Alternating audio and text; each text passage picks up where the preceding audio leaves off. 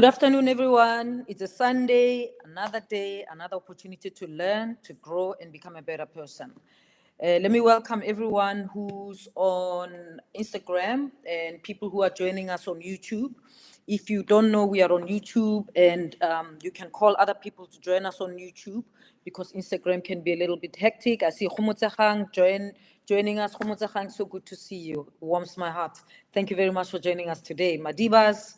Nobatana Simpiwo, everyone in Johannesburg, in Cape Town, in Sudan, in Dublin, in Namibia, in Zimbabwe, in Nigeria, in Scotland, everyone that I'm working with around the world, in Kigali. It's good to have you here. Call your friends, tell them we're here. We continue to talk AI, and we continue to give you the tools that are important for you to make it, not just survive, but make it in this world dominated by AI. So call your people. As you know, I wait a little bit to make sure that we've got enough people in the room, and then we'll get on with the conversation. I've got an amazing guest today, Mamelo, who's going to talk to us, with us, about how we can manage this world of AI. So tell me where you are joining me from. University students, I want to see Vetsis on the timeline, on my comments. Vetsis, University of the Western Cape, University of the Northwest University Mahikeng, University of Botswana, Baisago University in Botswana, Boitekanelo. Join us. University of Ghana, Copperbelt University in Zambia. Join us, everyone. We are delighted to have you with us. If you're a university student, it's even more important because AI is changing not only how we learn and how we are taught, but AI is changing a whole entire environment of work. I can see people from Northwest University in Potchefstroom have also joined us. Thank you very much for joining us from Potchefstroom. Talking about Potchefstroom, I know that we need to have University of Pretoria in the room. So if you are University of Pretoria, please join us. Andile Maduo from UFS. Thank you very much, Andile. Good to have you always with us. You are like becoming more and more like Tebogo Mabusela. So I'm expecting you and Tebogo every time to be in the room. If you are in the room, it's like we have the class prefect, and so we can get on with the work. But the world of work has completely changed because of AI. Employers are now searching for very different skills from what they used to do before. Companies are increasingly focusing on identifying candidates with problem-solving skills and critical thinking abilities that AI can't easily replicate. And the question is, how do you spot those skills? How do employers assess these skills? What is the smart way? If you are a potential employee, or you are still a graduate and you're looking forward to get into the job market soon, what is the smart way to work with AI?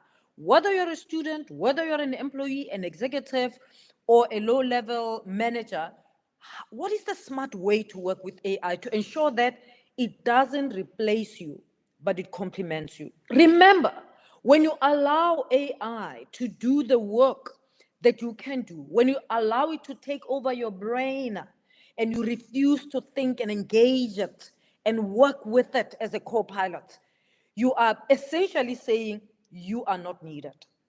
All right, that's what you're doing. If you just sit back and just not do anything and just hand over all the work to AI, then you are already telling your employer, who, by the way, will see that you have used AI, will realize you are telling them that you are not needed. They should just hire AI and AI will do all the work for you. So the question is, how can you work with the AI tools that are available to ensure that the tool doesn't replace you, but actually it complements you, right? It shouldn't replace you, it complements you. Welcome. If you're joining us, I've seen all of you who are saying hello. Thank you so much. I can see many people around the continent are here. and it's a delight to have you from universities and place of work. I know that Mamello is also on the line, and I want to welcome Mamello onto the room. So I'm gonna open. Let me just see how many people we have on YouTube. Yeah, we together we have about 100. So we're going to start. Let me just take your comments a little bit. Mamello says, "Hello, folks. Looking forward to this session." Thank you very much, Mamello. I don't see any other comments. By the way, last week we talked about AI careers, and I will at some stage come on maybe sometime during the week, this week or next week, give you the links of some of those places we talked about where if you want to start a career in AI, whether you studied mathematics or not, where you can go and how you can learn. Don't listen to people on social media who are discouraging you. You do your thing. Remember, on this platform, the Sunday sessions, we are here to win. We are not here to lose. My point with these Sunday sessions is to make sure that you win. You win in terms of your career, you win in terms of your studies, you win also in terms of how you manage your money, how you make sure that you are not a beggar. You don't go around social media and asking people for money, for little money that you can just make easily on social media or through AI, right? That's why we are here. That's why I'm saying it's another Sunday and another opportunity for us to learn, to grow, and become better people. That's why we are here. So let me welcome all of you and let Mamello into the room. There's Mamello is coming in. Whilst Mamello is joining us, let me tell you that Mamello is a very experienced executive. As you know, we bring very experienced and knowledgeable people on this platform. And today we have Mamello Selamolela. She's a very experienced executive. She has worked in the telecoms environment, but also in consulting, high-level executive who sees a lot of people who come through, who are looking for jobs, who get interviewed, who herself, together with her colleagues, consistently think about what this environment means for the world of work. Mamello, thank you so much for agreeing to join me today. Thank you. I hope you can hear me, and I hope everybody on the call can hear me. Yes, if I can hear you, they can hear you. That's perfect. Thank you so much for the invitation. It's always such a pleasure to talk to you. Thank you very much. much. It's also just a pleasure to engage with everybody. It's such an important topic. So thank you for even creating the space where all of us can come and learn together in this world that is changing so incredibly fast. Absolutely, absolutely. Yes, and we appreciate you willing to share your expertise. So, of course, you want me that you're in the car, and when you move out of the car into the house, we'll be very patient. But we really appreciate it. So, Mamello, you are a skilled executive, an experienced executive. Do you use AI in your work? Maybe let's start there with you. Do you use it, and how do you use it? Yeah, absolutely. I use AI. My teams use AI. Sometimes we use it or I use it for small fun things, you know, like, for example, the other day I was making a presentation and I really wanted to make a powerful point with an image, you know, instead of putting a lot of text on a slide in like font size 8 for people to read. I wanted to just create a really captivating image that people saw it and they felt emotionally what I was trying to communicate. And so I used AI. I used Gen AI actually, and I used ChatGPT, which now has really great image creating capabilities, and created this picture that now nobody really forgot, right? And it took maybe 15 minutes and a few prompts and refinements, and it was great. But on a more serious note, you know, we oftentimes in work that we do for our clients need to go through a lot of information, a lot of data to give them valuable insights. And we use AI extensively. We use generative AI. We use both ChatGPT, but also GPT tools that we've created ourselves to assist us with the research, to assist us with collating multiple sources of facts and multiple sources of research so that we can then apply our minds on top of those facts to then help our clients understand what's happening, but more importantly, what are the implications. And in fact, in our organization, we now have we are probably one of the biggest users of ChatGPT, and we have people creating custom AIs all the time, custom GPT, all the time, for various tools, whether it's industry-specific GPT.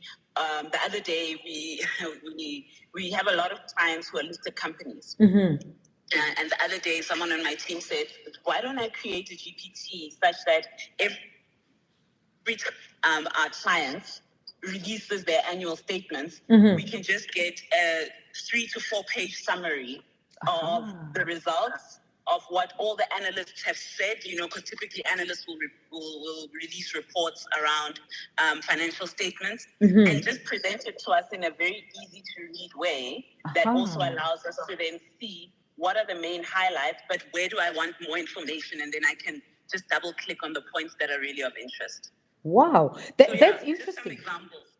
I mean, interesting examples, and you sharing them from the place of work. But as you were talking, I kept thinking that I hope university students who are joining me, I see some from Lusaka, from Vets, and so on. I hope that they got a sense, because I got a sense that a student can use it as well. In an ethical way, an image that makes an impact, and point, how do you emphasize this point or that? So it's really how you use it. It's not being against anti-AI, really.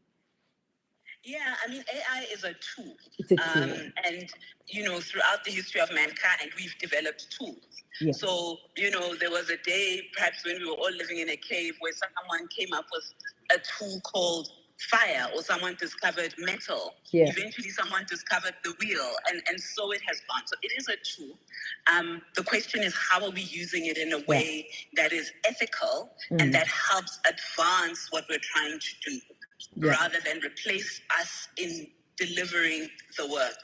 So I think for students, absolutely, there should be so many creative and ethical ways that they can use AI to help them be more efficient without compromising on learning. And we can talk about that later. Some of the ways in which we can make missteps in using AI. Yes. But certainly, I think there are a lot of ways in which it can assist.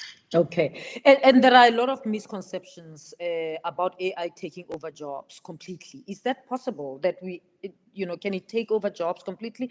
I mean, in your environment, when you look, is it possible at all? So, a large scale that sometimes we worry about.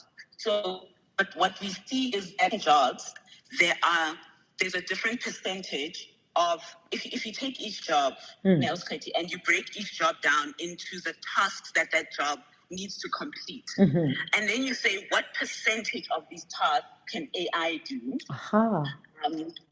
That's a more thoughtful way, I think, to think about it than to say, is it going to take over the job or not? So there are some jobs where it might take over 5% of the task, and there are some jobs where it might take over 50% of the task, and therefore people in that line of work need to then think about, okay, if I've got this tool that's taken away 50% of the work I need to do, what am I doing with that remaining 50% so I can be more valuable, so I can do work that AI cannot do, that perhaps today I don't have enough time or bandwidth to even get to.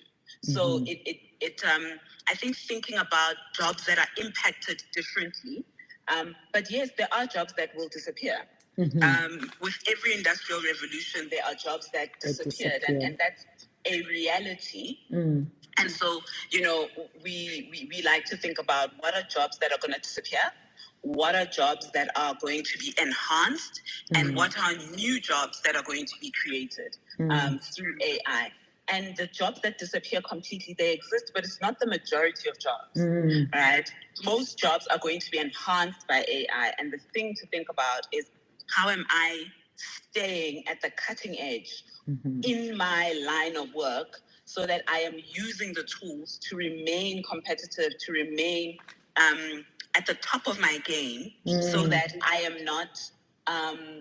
I'm not seeing this as a threat, but rather as an opportunity. And where there are ways in which AI and other tools are able to change my job, I am agile enough to change with it. Fantastic. Thank you very much, Mamelo. That's very helpful. Now, let's get to this. So, in this changing world, what do employers look for? I mean, companies are increasingly focusing on identifying candidates with problem-solving skills, they tell us, critical thinking, abilities that AI can't easily replicate. You yourself, you're saying you should look at what is it that an AI tool can take over in your job and what is it that can, and then amplify that. But how do employers, how do you figure out whether someone has got critical thinking abilities or problem solving, so that graduates who are out there know that it's not because I tell you that I have a BCom in money, in whatever business management, that suddenly you just give me a job. How will you find out that I'm the most suitable one and not the other one, that I'm the one with the skills that you want? Oh, you went mute. We can't hear you. I'm going to ask for a quick break because I've arrived, so Okay. I can settle. But That's also, fine. you asked a difficult question, so I need to think about it, you see. And then when I come back on No camera, problem. I'll have a great answer. No problem. No problem. You go there, and then we'll call you back. So the question that I'm asking is very important. And here's the reason why I'm asking this question. I mean, I work with a lot of young people who are on my mentorship program, and I work hard to help them find opportunities, grow, develop new skills, and basically win. And it's a one-on-one. And I tell you, every week, there's at least one young person who says, I've got a degree, I'm very frustrated, I'm struggling to get a job, and they are not hiring us. What's wrong? Okay. Sometimes I get some who say, I've got this internship, I hate it. I hate it. But this is all I have. And then I say to them, but what is it that you can offer? One of them said to me, well, I want a job as an office manager. And I said to her, you see, if you're looking for a job as an office manager, you are competing with AI tools. You are competing with people who are very experienced. You're competing with people who have master's degrees that you don't have, and they are more mature, they whatever. So it's a tough competition. Now, tell me, if I said to you, come to my office for 3 months, you are an office manager, uh, uh, help me with your skill, where are you going to start? And they couldn't tell me. All right. And the thing is that unfortunately, a lot of the education that we get doesn't get people to think in that way, or perhaps the way in which we engage as students in our education, whether higher education or also because just higher education, doesn't actually prepare. We should critique this education because it doesn't prepare our young learners, young, bright, hardworking, ambitious young people to get to do these things. And so it's important to think about this. What is it that the employers will look for? Because if we know in this age of AI, how are companies identifying these skills? How will they identify that I'm a problem solver? How will they know that I'm a critical thinker? What do they do? Because as soon as I know that, then I can be able to prepare myself. In fact, as you are a student and you are studying, you will make sure, you will realize that just cutting and pasting what ChatGPT wrote doesn't actually develop your critical thinking skills. You will realize that just cutting and pasting the solution from ChatGPT doesn't actually develop your problem solving. So in fact, you're shooting yourself on the foot, because if they called you in for an interview and gave you a task, you might not be able to get in and do it, because many companies, I'm told, create case studies and real world simulations. They give you as a candidate a hypothetical business problem, that you must solve, and then many people struggle with it. Okay, many people struggle with it, and then they get out, and some of them then, rather than looking in and seeing, damn, I'm not so well prepared, how do I get prepared? Then they complain that they are being disadvantaged or so and so. So what we are doing today is to say, what is it that they're looking for? How will you know? And how can you prepare yourself? What kind of questions do they give you? Even if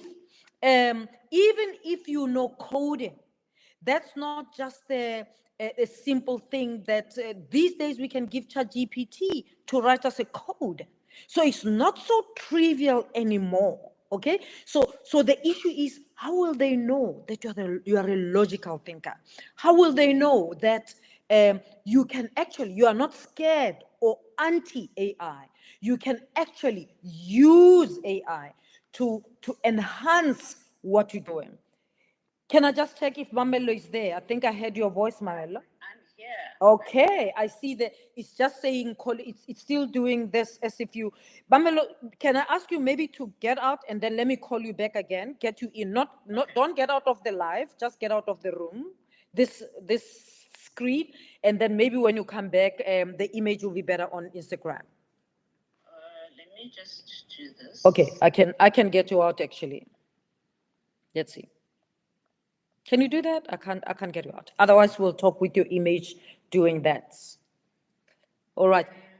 The people who are there, don't be scared to put your questions, whether on YouTube, I can see your questions, or on Instagram, I can read your questions. And as you know, the way we work on the Sunday sessions, if I think there's something interesting that you're coming up with, we can bring you on board to join us so that we can have a conversation with you, because what we're looking for is enriching conversations. This is a learning environment. This is like we're in the classroom. So we call you in so that you can enrich the conversation. I can see that Tato is saying one thing we need to remember is AI is a tool recently discovered, and we can actually use it to generate and enhance our present problems in our workspaces and societies. Definitely.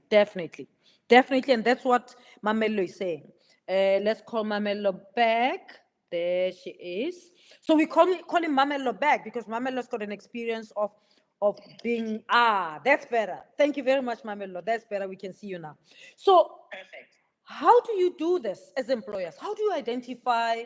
There's 5 of us. We are competing for the job. You want a problem solver, a critical thinker, curious person. I already said I've had we use case studies and so on. How do you do this? Yeah, I think without putting more pressure. Yeah. There aren't 5 actually competing for the job. There's 5,000. I once advertised a role in the middle of the Northern Cape, in the desert. Yeah. I had 246 applications. Wow.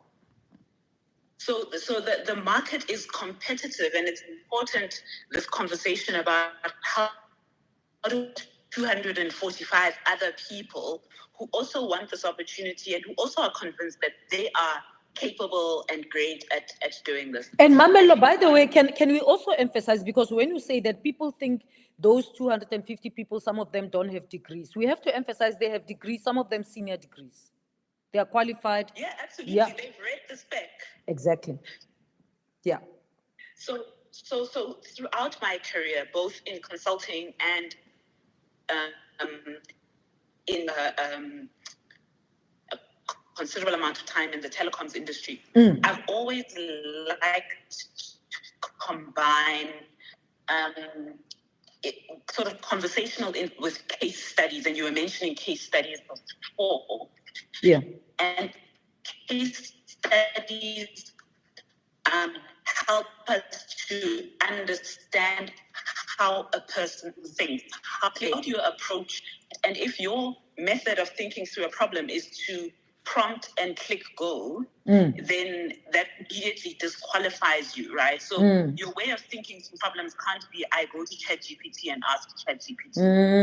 You have to actually apply your mind, and that's why we do the case studies. And I've done 2 different types of case studies.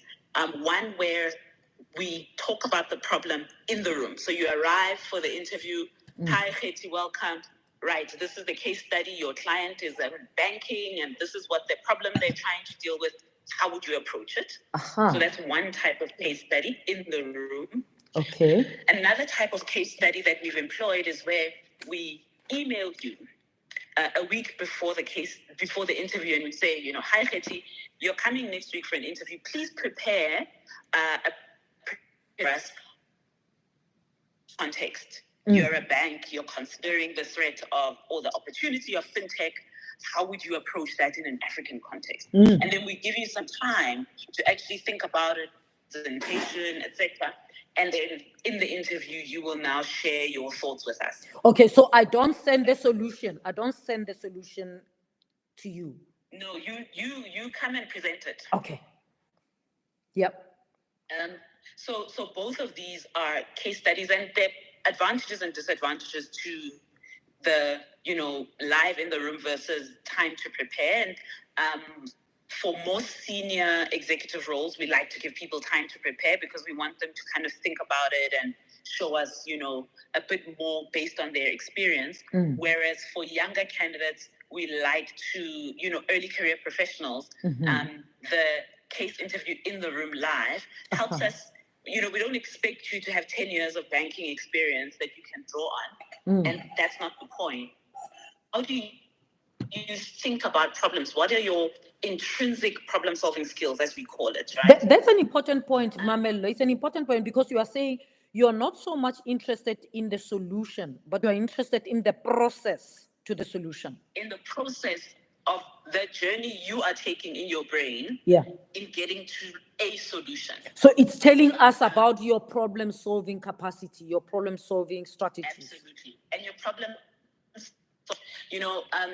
small digression. When I first interviewed, I was a master's student, first job. In fact, it was one of those in the room interviews, and I came up with an answer, and the interviewer said, that's not the right answer. But it didn't matter. Yes. It didn't matter because it was about the thinking process. Yes. Right?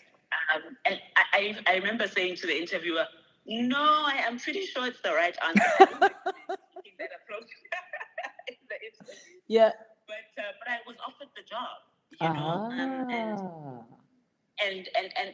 and part of the feedback was like, we liked your problem-solving process, and we liked that you had the courage to stand by what you believe. Because in the end, it was one of those things where in the end it was an opinion. It wasn't really about right was or the wrong. answer 10 or was the answer 12 and a half. It was more a recommendation, right? Yes. So Khati, let me, I know our people are pretty organized on this call, and so so let me introduce a bit of a 5-part framework of how we rate people and what we are looking for when we interview. And I think it is specific to our company, but it's applicable more broadly, even though perhaps the naming might be different in different organizations, right?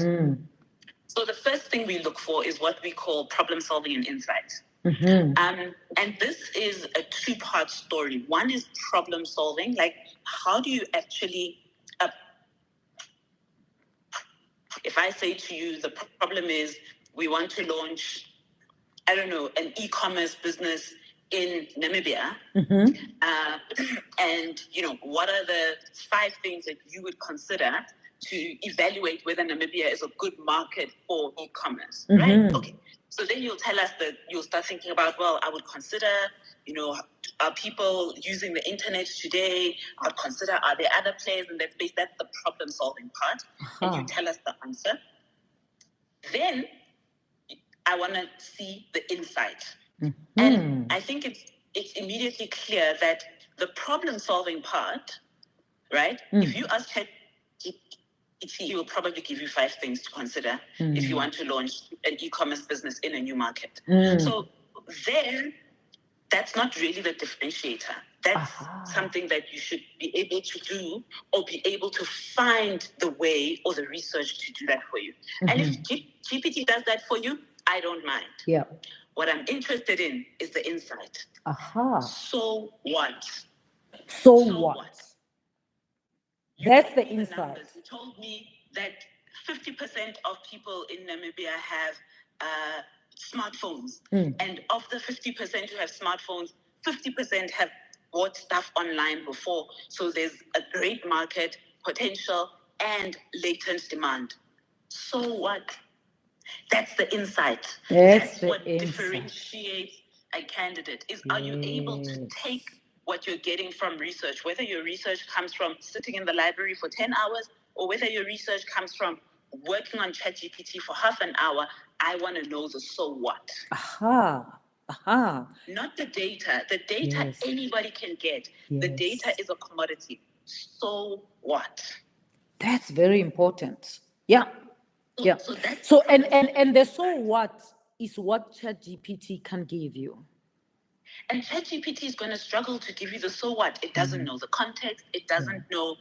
It doesn't know enough. It doesn't know never enough. Will. Yeah. So and this is where sometimes people get stuck. I'll come back to this question later. But I want people who are going to give me more than just problem solving. They're going to elevate it to insight. Yes. Yes. Right. And by the way, the first layer of insight is not enough. You know, we talk about second order insights, third order insights. You give me the first, so what? Oh, people in Namibia, many of them are already using smartphones, and 50% of them, these numbers I'm making up in my head. Yes. 50% of them are already familiar with e-commerce. Therefore, we have 50% of people. This is the so what. We have 50% of people whom we can market to immediately, but the other 50% are not current users. Okay, that's the first insight. But then there's what's the second order insight? Yes. The second order insight is, in fact, if we want to go into this market and convert, we're going to need to spend a lot of money on marketing because there'll be a significant base of people that we need to convert from their current e-commerce provider, and there's another 50% who never use e-commerce and that we need to teach them, and so it's not going to be cheap to enter that market. Okay. And the third order insight maybe is, okay, in that case, it is actually better to enter that market by buying an existing player who already has a customer. Do you see what I mean? Yes, you keep elevating it. So what? And then so what? So which means among the 250 people who applied, you might get people who are just able to get to first order insight, but some people might even. I'm going to get the ones who can only do problem solving, not even first order insight. I'm going to get the ones that are going to come with the facts. This is the smartphone penetration. This is the e-commerce penetration. But the ones who stand out are the ones who go beyond that. And if you've got more who go beyond that, you'll go for the one who's got a higher level of insight. Absolutely. Okay. Absolutely. Okay. Damn, this is useful. I hope people are listening. Call your neighbors, guys. I wish someone can tell every young person who goes to an interview, because this is hugely important. Yeah. It's extremely important, and not only for the interview. Yeah, even for assignments. It's also important for how you perform in the role. Yes, when you're already in the role, yeah. But I'm also thinking, even for the university students who are writing assignments and going to ChatGPT, they should know that insight is important in your assignments. It's the insight that matters. Yeah. Yeah. Yeah. So problem solving insight was the first one. Yeah. The first one. Let me go to the second one, is what we call practicality and effectiveness. Practicality and effectiveness. Right? I want someone who is able to get to completing their tasks, completing the things that they're doing in the most practical and effective way. What does that look like? It's somebody who knows when to ask for help versus when to work independently. It's somebody who knows how to prioritize. Someone who can say, I have to do 5 things this week, but these 2 are the really most important ones. And these other 3 are less important, and I can prioritize so that I work on the most important things first. Practicality and effectiveness is speed to insight, like speed to output. Excuse me. How quickly are you able to get to output are you leveraging the tools that you've been given to make yourself more efficient and effective at your role? And therefore, if you are saying, I won't use GPT, then, I mean, you might as well say, I won't use Excel, I won't use a calculator. I won't use a calculator, I won't use a phone, you know, I will just send smoke signals and a carrier pigeon. No, you need to use the tools that you have been given in order to make sure that you are being practical and effective. The most valuable commodity that all of us have is time. Right? Yeah. And as a knowledge worker, which most people here are, your time is the thing that you are selling. And so you need to be practical and effective with your time rather than spending time on things that don't really matter, that don't really add value. Or you have 5 days to complete a particular report, say, a research report. You have 5 days to do it. Asking for help on day number 4 and saying, I don't know what to do on day 4 of 5. Wow. Yeah. Sure. You know, so you need to be able to, in an appropriate way. And actually what we see is sometimes in these interviews, the interview has some data that is useful for your analysis. Waiting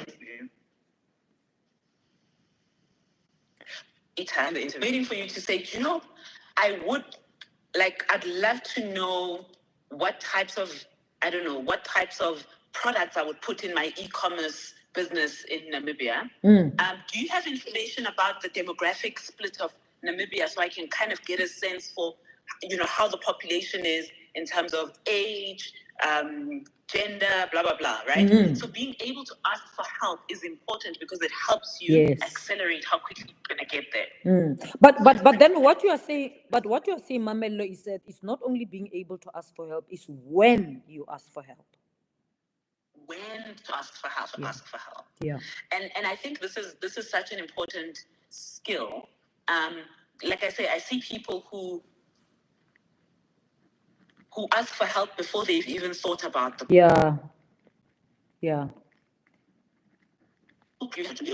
out. They don't ever want to ask for help until it's falling apart, and then it's too late because we could have. I advise people, if you have 5 days, for example, to work. You, Mamelo, your internet access is so bad.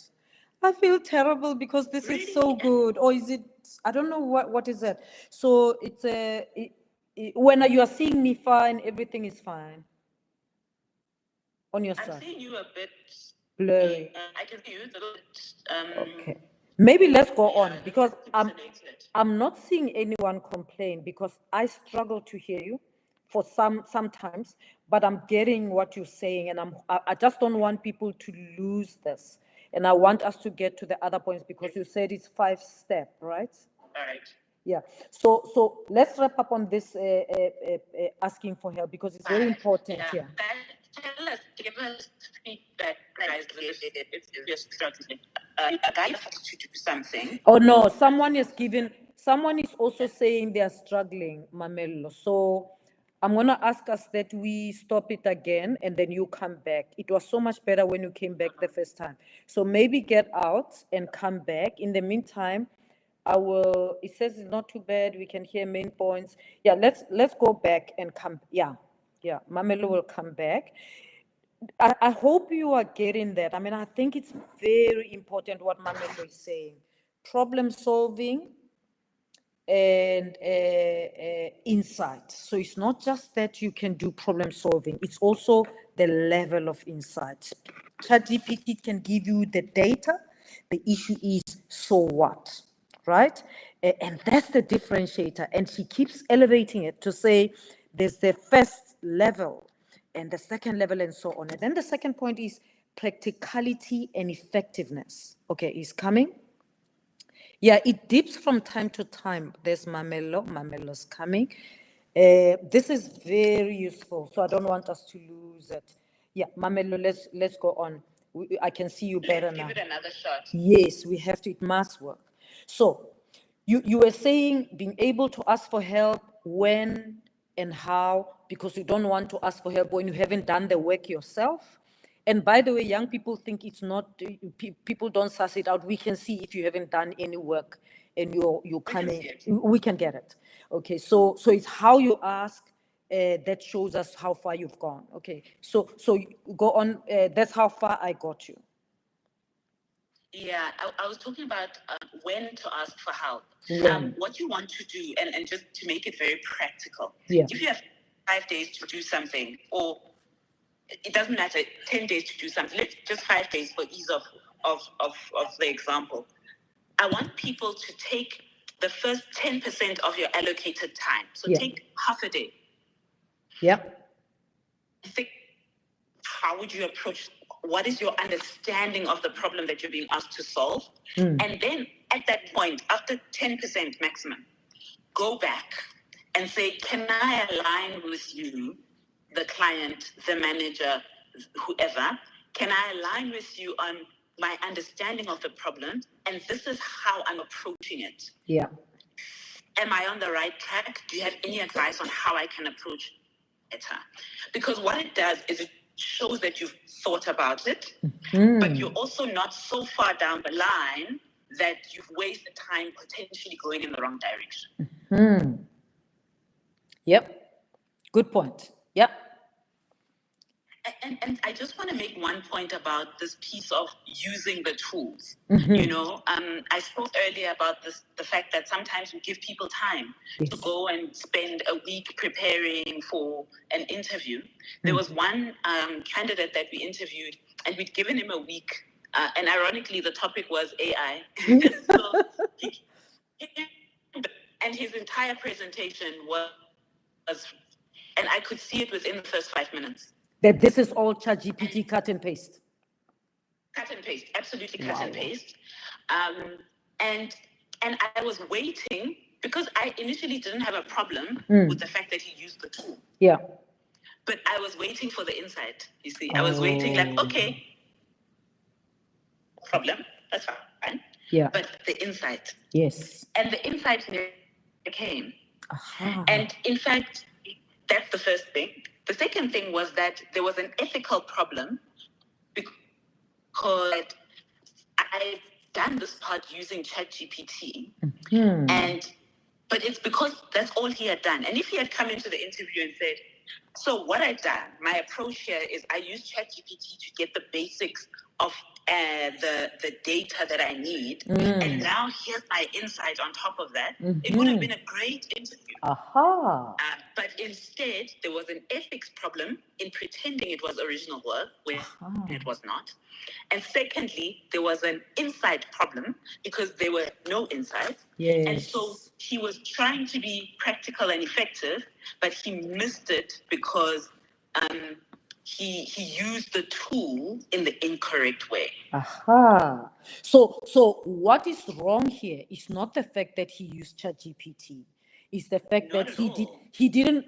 It's not even that you wanted him to just to own up for it for a formality, but actually as a way to show you how he went about solving this problem. Absolutely. Do you see what I mean? So you are not doing it as a tick box. I'm ethical, so I told them I use ChatGPT, tick. But you are saying this is the process. So if I work for you, you give me a task. This is actually how I go about it. They didn't do that. But then beyond that, they didn't go into insight. They just gave you what's on there. Okay. Yeah, exactly. I'm going to go to the third one. Yes. The third one is what we call communication and presence. Let's face it. We work with people. Yeah. Right? And so everything, you've done the work, you were practical and effective, you've got the insights, but how are you communicating them in a way that enables decision making, that brings other people along so they can understand what you're doing, that gets people to buy into what you're saying? Are you able to communicate in a credible way? Are you able to communicate in a structured way? Is it clear? Are your recommendations easy to understand? So, you know, and am I able to put you in front of senior leaders and have you be able to communicate clearly to talk about your own work. And so, where we work, our teams are small. We don't have the situation where we have, 500 people working at the back somewhere, and then only Mamello gets to go and present to the client. No. Everybody. People present their work. Yeah. You present your own work. Yeah. And so I need to know that you can communicate, whether it's in a written format, whether it's verbally, whether it's in a visual format like slides and presentations. I need to know that you can communicate well. And I, for example, sometimes I'll use ChatGPT to help just refine my communication. So, for example, let's say I've written a 20-page something and I want a 2-page summary. And then I'll use ChatGPT to say, give me a 2-page summary that would be suitable for this audience from my work. By the way, I've done the work, but give me the summary. And then I'll use that as draft 0.01. It's not the final draft. It's not the final draft. It's not the final draft. First of all, the long version was your work. The long version was your work. You are just using ChatGPT as an assistant to make it a 2-pager, and that's your 0.0. So communication is important. Presence is important, right? When you walk into a room and you're engaging with other professionals, whether they are at your level, whether they're more senior than you, whether they're your colleagues or your clients, how do you present yourself? Right? Because I need to know that if I employ you today, tomorrow when I take you to a client, I'm not going to be anxious about how you present yourself as a professional. And I'm not asking you to present yourself like an executive who's been working for 20 years. Because guess what? You're not an executive who's been working for 20 years. Exactly. So you can never be that person. But I need to know that you are able to conduct yourself in a professional environment. Then let me go to the fourth one, is leadership. Okay. We look for leaders because we don't hire people at entry level and expect them to stay at entry level forever.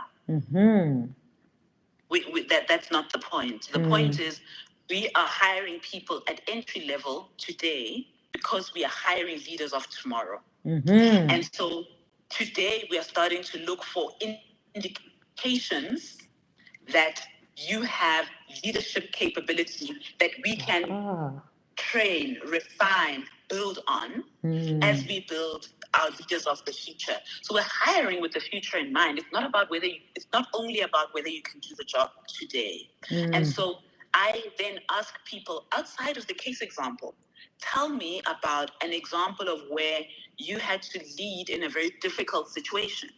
Or tell me about a time where you and your teammates had a different opinion on how to proceed on something important. How did you handle that? And in those examples, I'm not going to ask people to give me 10 different examples. I actually want one example, maximum 2, but I want to know the detail of that example. So I will be asking, and so in that meeting, when you met with the study group that you were leading, and you realized that some people in the study group were not pulling their own weight, what did you say? Yes. Why did you say that? What was the response? So I want to know the detail of it. So I'm not looking for a made-up story of what you heard from your friend who had a similar challenge. I want to hear your story, your approach, how you work with people, how you lead. And this is very important, right? So this is outside of the case now. I'm trying to get your experience, how you led. And let me tell you something shocking. I once interviewed a candidate from a university, and I asked them, what is the most difficult thing that you have had to overcome? Because I'm interested in people's resilience. Resilience tells me about your leadership potential. And this young man looked at me and said, I haven't overcome anything. Oh, wow. My life hasn't been difficult. Oh, wow. They think they are showing up strong, but actually they're showing up weak. Absolutely. You don't want to hire someone like that. Absolutely. like the world of work is not easy. This cannot be the first time you have faced challenges. You will fall apart. Yes. And so it's important that and maybe it's possible that he just didn't want to talk about the things that he had found challenging in his life. But he should have said that. He should have said that. You know? Yeah. So that interview ended very quickly, Shame. Yeah. Because it didn't reflect on his authentic. I thought this person doesn't have leadership depth. Because when they get tested, when they face challenges in the real world, they're not going to know what to do. Yes, indeed. I was just also thinking, Mamelo, about when you talk about leadership. I don't know what the next point is, but I thought, in my work with young people, you get a variety of young people. I mean, and I'm fascinated, coming from the university environment, about the fact that, I have masters, honors, PhDs, whatever, and they are working with you. And sometimes I see someone who doesn't have a degree, who will think for themselves. They bump into something, they think, what's the alternative? They don't just sit and wait. They don't operate like a machine that you have to give them everything. Like, they can't do anything until you tell them, okay, now do this. They bump into a problem, they immediately find a solution. When they come to you, they say, oh, there was this, I did this, and then I'm like, damn, this one doesn't have a degree, but they can immediately do that kind of problem solving and leadership. And for me, it's also leadership, because they're taking matters. It's absolutely leadership. And they move on. And someone so it's not so much about whether you have a master's or an honors. Somehow a degree and I'm saying this because I know there are many university students. Just getting the degree gives you an opportunity to learn those skills and to get that confidence to do these things, to act. But it's not gonna be the differentiator. That's why these steps, these important factors that Mamelo is talking about, that employers are looking to, and they give you tests tasks to see whether you can deliver on them or not, are important. Okay.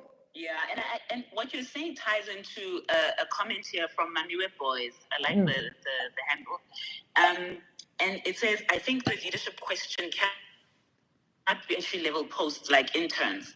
I disagree. I disagree, absolutely disagree, because I'm not asking for their management experience. Yes. I'm not asking for their executive experience. I'm asking for their leadership experience. Yeah. And the examples that people come with that are so inspirational. And I'm talking about final year students. I'm not even talking about, people with 3-5 years of work experience, final year students. Yeah. And people tell us about the study groups that they were in and how they led, took leadership in a place where nobody has appointed you a leader, but you rise up as a natural leader to help your team achieve something. Yeah. People tell us about their extracurricular activities. People tell us about their leadership roles they played at church, in sports, in their residences, in their families. So leadership shows up everywhere. Not just in a professional context. Actually, even before matric. Absolutely. Yeah. Absolutely. Even before matric, I have a niece who's 11 who tells me about their group of friends and how she's taking leadership in that space at 11. So you don't have to wait. Yeah. And so that's important to think about this leadership question. And if you are a student, perhaps, and you're so focused on your academics that you're not finding time to do other things, you have a great academic record, but think about making time to explore other areas of leadership and experience, whether it's in the things you enjoy, right? So you don't have to find random things, but, in, like I said, in your church, in sports, in other contexts where you can demonstrate to an employer that you are not one-dimensional. As a potential employee. Yep. Yeah. Okay, I want us to go through the points. I'm gonna repeat them at the end because I think they are very useful. What was the title you said? Is the last one? The last one. Number 5. The last one is what we call team and role modeling. Man, you know, and we use a nice word now, team and role modeling. Actually, what we mean is like, do I want to work with you? You know, we're going to spend an hour in an interview. Maybe it's longer, maybe, you know, and maybe you're interviewed by multiple different people.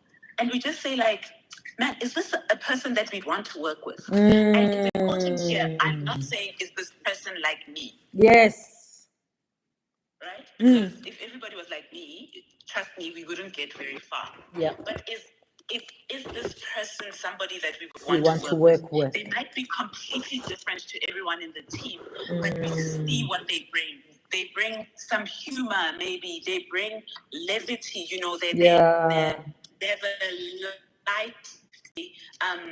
They are interesting. They have a fascinating background, you know. Yes. And I once interviewed someone. I'll give this last example. I once interviewed a young man, and my other people had done the technical interview, the case, and so it was the final. And so I knew that technically he was sound because the manager and the other execs had done that before he came to me for a final decision. And so I asked him, tell me about your background and your family. Like, where are you from? You tell me about yourself.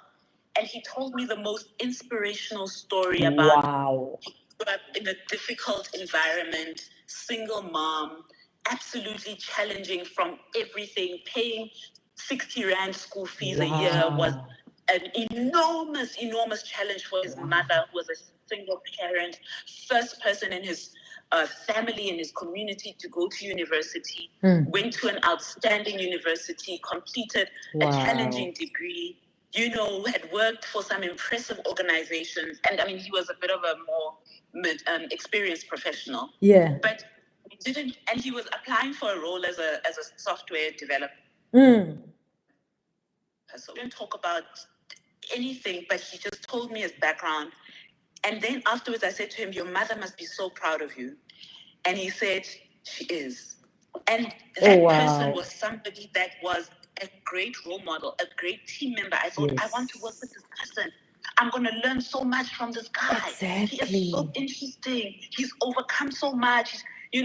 And so it's not about, people say it's about fit. Fit is a word I don't like because it's you're like the rest of us. Yes. But it's for me, what you bring. Can I imagine you on my team, and what do you bring? That's unique, that's different, that's interesting. Yes.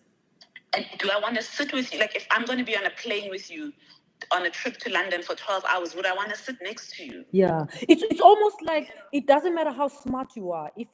If you're not going to bring something to the team that's going to make the team work very well, we can always get someone who's as smart as you are. Technical we can get, so, and I always say to people, that's the importance of owning your story. And I say to people, some people struggle to get a degree, they fail, and then they get excluded, they come back or whatever. And I say to them, and they say, oh, my GPA is going to be whatever. And I like, it is going to be bad, but you have a story to tell. That's the story. It's the story that matters.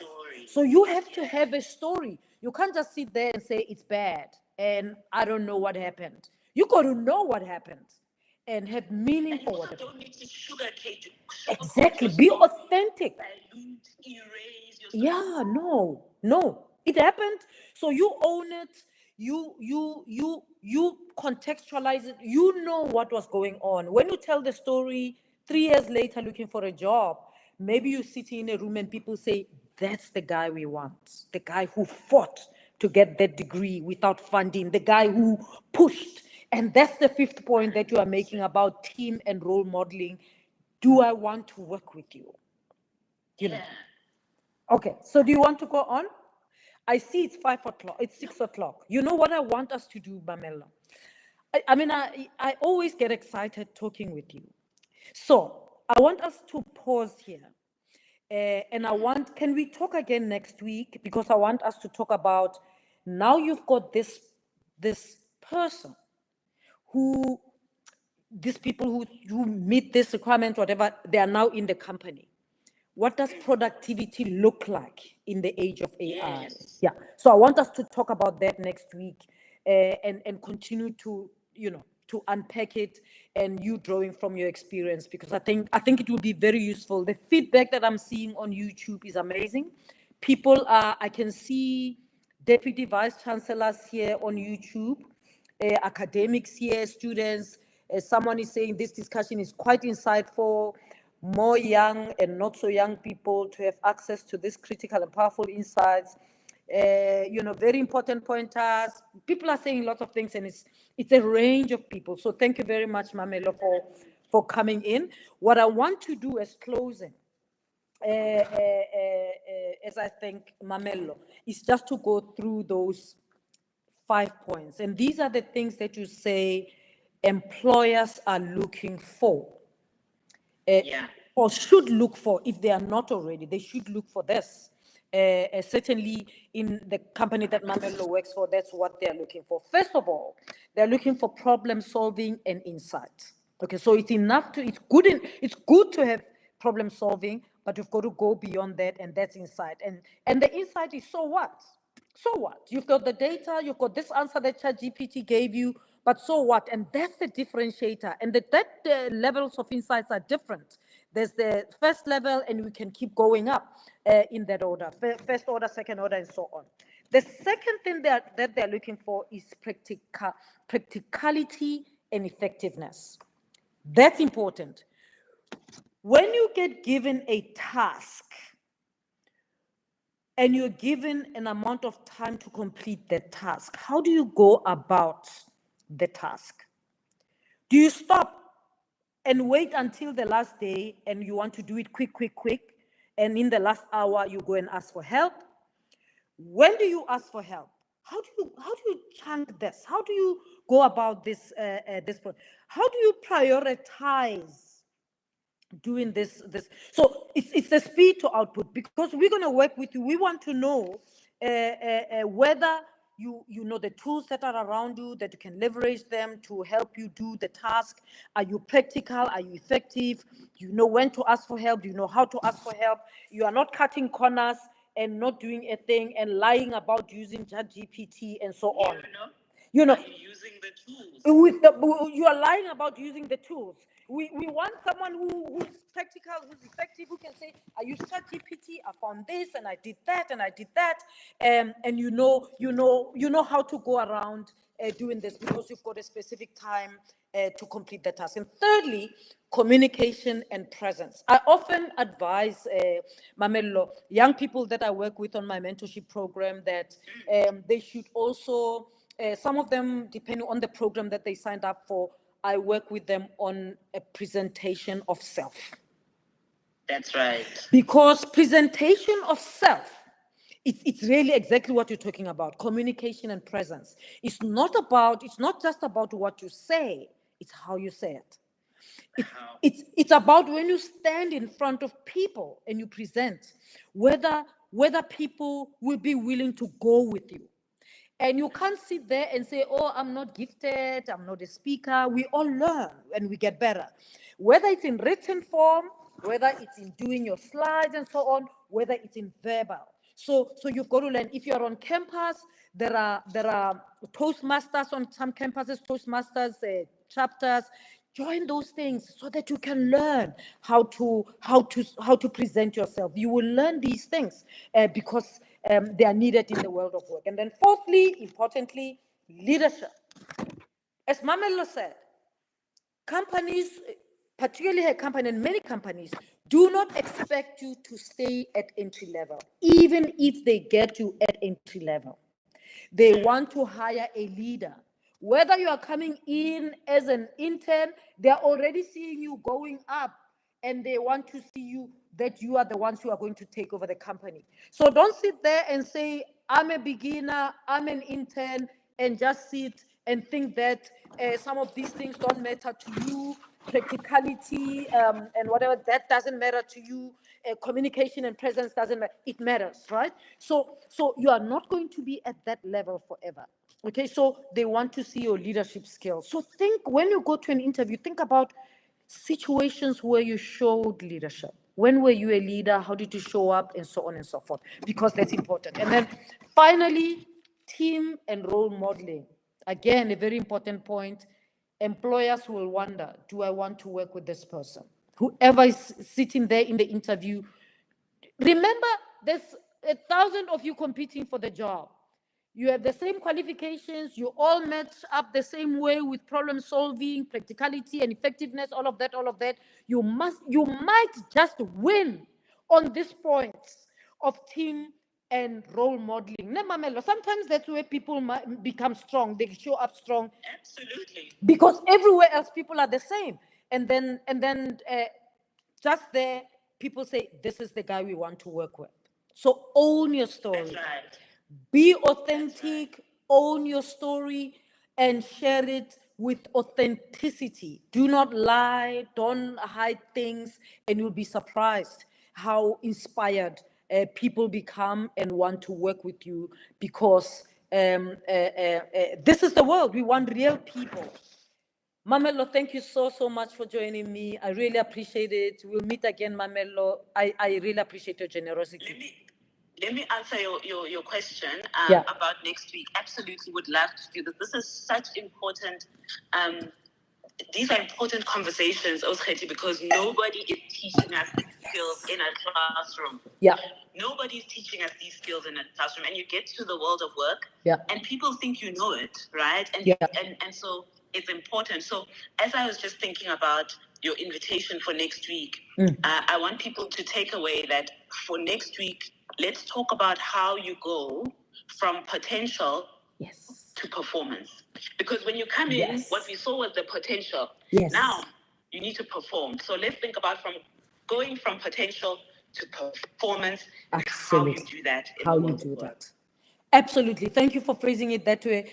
It's a yes. We'll be with Mamelo again next week. Thank you so much, Mamelo. Have a good week. And every one of you joining me on YouTube, on Instagram, thank you so much for joining me. Tell everyone who missed out today, we are saving this on YouTube. Go to my YouTube channel and please remember to subscribe and click notifications, so every time we drop entertaining, educational, and enlightening content, you get a notification. So I'll see you again next week, same time, same place, where we grow, learn, and become better people. Thanks, Mamelo. Have a good evening. Thank you. Cheers. Bye-bye.